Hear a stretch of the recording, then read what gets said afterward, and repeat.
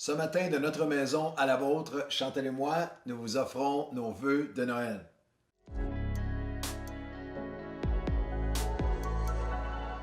Bienvenue à tous, quelle joie pour nous en ce matin de Noël, directement de notre salon au vôtre, de prendre un moment pour vous souhaiter un magnifique Noël à vous et à votre famille, à toute la famille Nouvelle Vie. Nous pensons tellement à vous, vous nous manquez tellement. Permettez-moi un mot à tous les gens de l'Église Nouvelle Vie, à Longueuil, Nova Vida, La Prairie.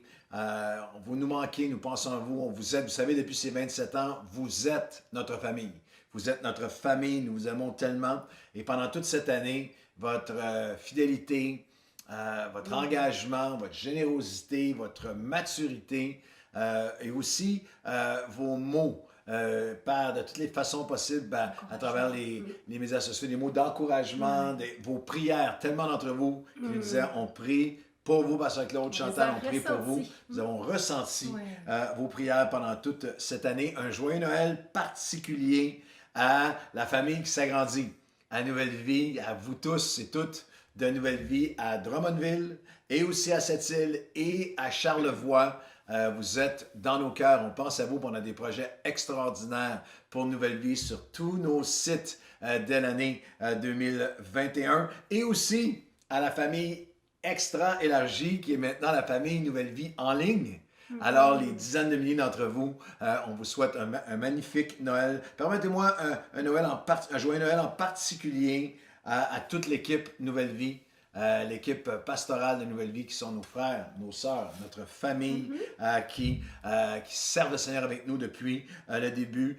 Et aussi toutes les différentes équipes de Nouvelle Vie, que ce soit l'équipe, ceux qui servent à la Ligue avec nos enfants, auprès de nos adolescents, aussi des hommes, des femmes, des couples, des célibataires, des personnes du bel âge, l'équipe Nouvelle Vie Worship, l'équipe Nouvelle Vie Média, l'équipe Nouvelle Vie également communication, soins pastoraux. On vous aime fort. Extraordinaire. Ouais, des gens extraordinaires avec qui nous bâtissons Nouvelle Vie. On vous aime, c'est tellement une joie de servir avec vous.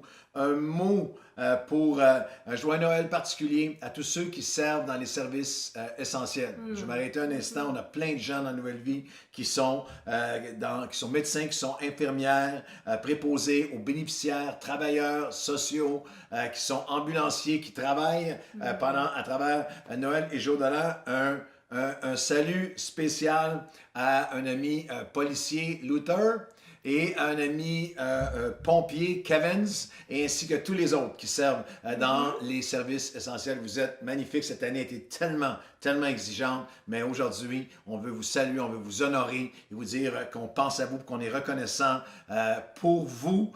Et ce matin, Chantal est avec moi, comme pendant toute cette année 2020, pour vous offrir ses vœux de Noël. Oui, merci Claude. Puis pour moi, c'est vraiment un réel privilège de pouvoir vous partager ces quelques mots en ce jour de Noël. Et je pensais à cette dernière année qui a été plus que différente pour nous tous. Et toi, tu as fait la mention, mais je pensais aussi à l'éducation, je pensais aux professeurs, je pensais aux parents, aux enfants.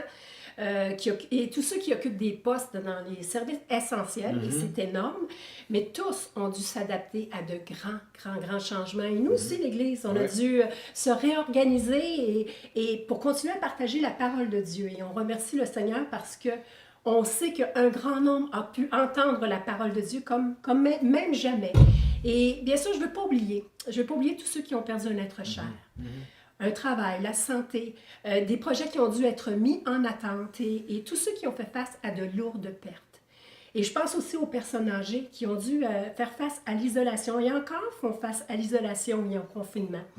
Et je me rappelais de certains Noëls qui ont été particulièrement difficiles pour nous, pas si lointains, alors qu'on traversait des moments de tristesse, qu'on portait la douleur de ceux qu'on aime.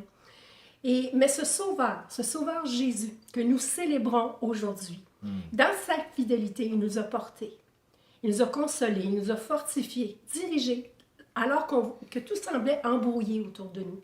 Mais lui, il était là pour nous conduire, pour nous aider à traverser ce qui semblait bien au-delà de nos forces à ce moment-là. Et ce Sauveur, Jésus, il apporte la lumière sur ce qui est sombre, tout ce qui peut nous sembler le plus sombre. Et ça, c'est le message de Noël. Oui. Jésus est la lumière du monde. Il apporte l'espoir dont chacun a besoin. Et ça, c'est le plus beau cadeau que le ciel nous donne. Et peut-être que vous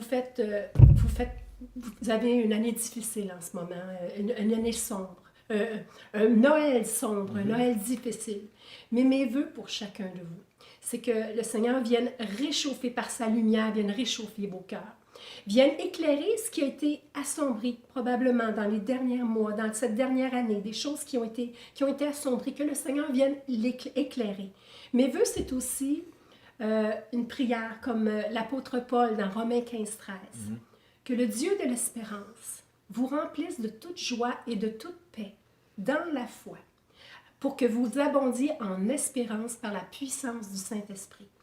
Et en ce jour de Noël, de chez nous à chez vous, je vous souhaite un joyeux Noël. Je vous souhaite un joyeux temps des fêtes. Que la paix, la joie, l'espérance remplissent vos cœurs. Et c'est ma prière pour vous. Je vous souhaite un joyeux temps des fêtes. On va vous encourager aujourd'hui, même vous défier en ce Noël qu'on n'oubliera jamais. Un Noël historique. On est tous forcés à un confinement, on est forcés à un isolement. On ne verra pas tous les gens que nous aimerions voir en ce Noël, mais je veux juste vous rappeler de faire de la place pour la lumière de Noël, de faire de la place pour Jésus à Noël, à ce Noël 2020. Et je vais vous lire un texte qu'on connaît tous. C'est le texte classique. Je vais terminer en vous lisant dans la Bible le texte classique qui est devenu presque folklorique. On y retrouve toutes les images qui sont faussement bucoliques dans l'espèce dans la version moderne qu'on a sur les cartes de Noël et aussi la musique de Noël et tout ça, des traditions de Noël. On va retrouver notre texte dans l'Évangile de Luc, dans les Écritures de l'Évangile de Luc, chapitre 2. On retrouve les personnages qu'on connaît. Joseph, Marie enceinte, Nazareth, Bethléem, l'enfant emmailloté, tout ce que vous entendez dans les chants qui nous tournent autour, qu'on entend dans les centres d'achat, qu'on entend partout avec la majorité des gens qui n'en saisissent pas le sens. Et vous allez voir qu'il y a un moment qu'il ne faut pas manquer. Il y a un élément, c'est tout a l'air assez bucolique là-dedans, mais il y a une décision dans ce texte-là qui est très, très important. Alors, on lit le texte de Noël en ce matin de Noël. Luc, chapitre 2, les versets 1 à 7. En ce temps-là parut un édit de César Auguste ordonnant un recensement sur toute la terre. Ce premier recensement eut lieu pendant que Quirinius était gouverneur de Syrie. Tous allaient se faire inscrire, chacun dans sa ville. Joseph aussi monta de la Galilée, de la ville de Nazareth, pour se rendre en Judée, dans la ville de David, appelée Bethléem, parce qu'il était de la maison de la famille de David, afin de se faire inscrire avec Marie, sa fiancée, qui était enceinte. Pendant qu'ils étaient là, le temps où Marie devait accoucher arriva. Elle enfanta un premier-né, son fils premier-né. Elle l'emmaillota et le coucha dans une crèche, parce qu'il n'y avait pas de place pour eux dans l'hôtellerie. Et ça, c'est assez, on peut perdre dans tout le récit. Avez-vous saisi? Avez-vous réalisé qu'il y a un hôtelier, que la lumière est venue frapper à sa porte et qui n'a pas fait de place? Le Fils de Dieu frappait à sa porte. Dans cette crèche, il y avait, pour la seule fois de l'histoire, il y avait dans cette minuscule crèche quelqu'un plus grand que le monde entier. Jésus est la seule qui existait avant de naître, parce qu'il est Dieu. Il est Dieu.